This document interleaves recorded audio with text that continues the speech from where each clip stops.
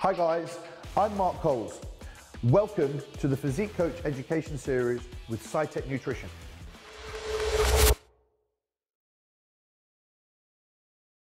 Guys, welcome back to the next video in the series. Today's topic is very common amongst guys, and to be fair, something that women really underestimate. Can you build muscle and lose body fat at the same time?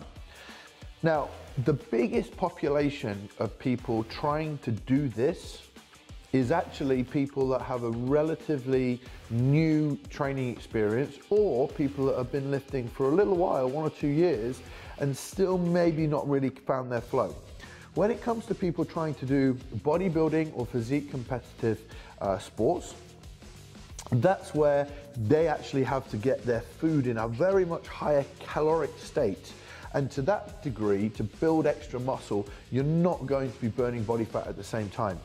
Now, let's revert back to most day-to-day people trying to build muscle tissue. Now, the first thing that happens with most people is they're under-eating when it comes to training. They're often not training enough. So what we have there is we have a body that's not actually getting the required nutrients, and most people's metabolisms are pretty low.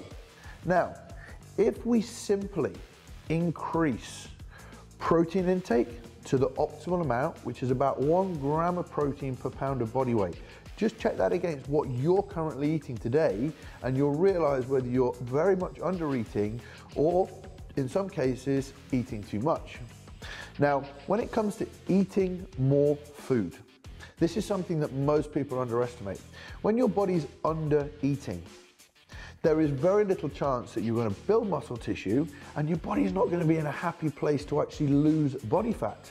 So when we start anybody on a fat loss program, the first thing we do is we increase food, because by increasing food, the body puts itself in a more anabolic or growth-like state. So as you start to build muscle tissue, slowly but surely, what happens at the same time is your metabolism starts to increase. The amount of food that your body requires on a day-to-day basis increases. And if your food level increases and your training output increases, what ends up happening is that your body will slowly lose body fat. So what we see very regularly is people increasingly muscle tissue and losing body fat at a very consistent rate. Now, this would happen for people, say, within 6 months of training to a year's worth of training, and people could have been training for 3 years and really not seeing the benefits of this because they've not got their nutrition right. So where would I really give people advice, or what were the key things that I would say to people?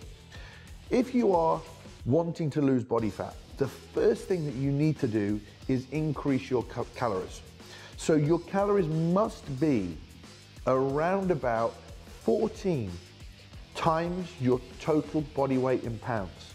Now, if you multiply that figure by your total body weight in pounds and you're far off that figure, the chances are you're not eating enough food. And that's one of the most fundamental things that we teach people, is you've got to eat more food than you're probably eating right now to actually add muscle tissue. And muscle tissue is the most metabolically active tissue that we have. So you will be able to build muscle, and as your metabolism increases, you are going to be consistently losing body fat. Now, the sting. Does it happen all the time? No. That's where you have to become good at making adjustments, and the only way you can make adjustments is by learning, by going through the process, by choosing to put a bit of food up. And if food does not help you lose body fat, then maybe you either need to increase the amount of training that you're doing, or you need to reduce the amount of food. But in most people's cases, get your food right, get your protein intake right, train at least 4 times a week, and you will be building muscle tissue and dropping body fat at the same time. That is the key to building a better body shape and a better physique. Good luck, guys. And do me a favor, please make sure you interact with us on our Twitter page, our Facebook page, and make sure you ask questions, because the more questions you ask, the more content we can share with you.